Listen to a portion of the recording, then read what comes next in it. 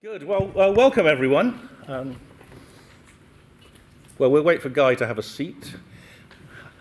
But he's come further than most, and it's good to have him here. Welcome. So those of you who don't know me, my name is David Nutt. I'm a psychiatrist, a neuropsychopharmacologist, and it's been an interesting decade getting to this point now, and we're pleased to see so many friends with us to celebrate this research. So just to give you a little bit about the background, it's actually been a 73-year journey, which you'll hear about shortly, and I've not been alive all that time, but I've been alive for quite a bit of it. But this particular part of the saga started about 11 years ago when Amanda Fielding here approached me and told me about the Beckley Foundation that she just set up in Oxford as a charity to research drugs which were currently illegal, cannabis, psychedelics, MDMA, and also to try to use science to direct and improve international drug policy.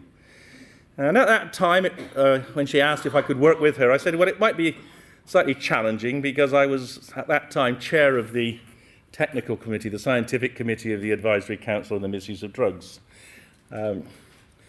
But shortly after, things changed. As some of you know, I was sacked, and that gave me a bit more liberty, and it also gave me a little bit more impetus to work with Amanda. So that was the first major shift in terms of our coming together. And then the second major event was the coming of Robin Carhart-Harris, who's next to Amanda there. And Robin approached Amanda to do research on psychedelics, and she said he should come and see me, and he did. He came to see me when I was in Bristol, and he said he wanted to do a PhD finding out whether the dream state was the same as the psychedelic state. And I said, well, that's actually a really good question, but you certainly don't have the competencies to do that at present, and whether we have the technology to do it even now is uncertain.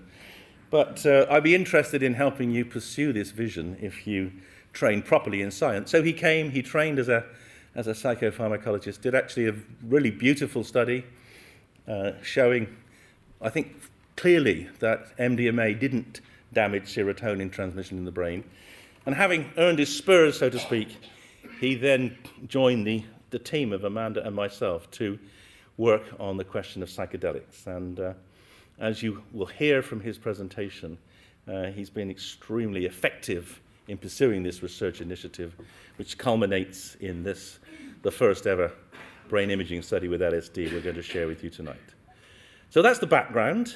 The way it will work is each of the presenters will speak, and I will introduce Mendel now, who's the guy at the end. Mendel is a PhD student. He's coming to the culmination of his PhD, which is funded by the Beckley Foundation, and he's going to tell us about the role of music in the LSD experience at the end. But we'll all speak. I will speak at the end, and then we'll have questions to the panel, and then after that, Amanda will make some closing statements, and then we can all go and have some drinks and some nibbles afterwards. So, Amanda, over to you. Tell us your vision and how you brought us to where we are.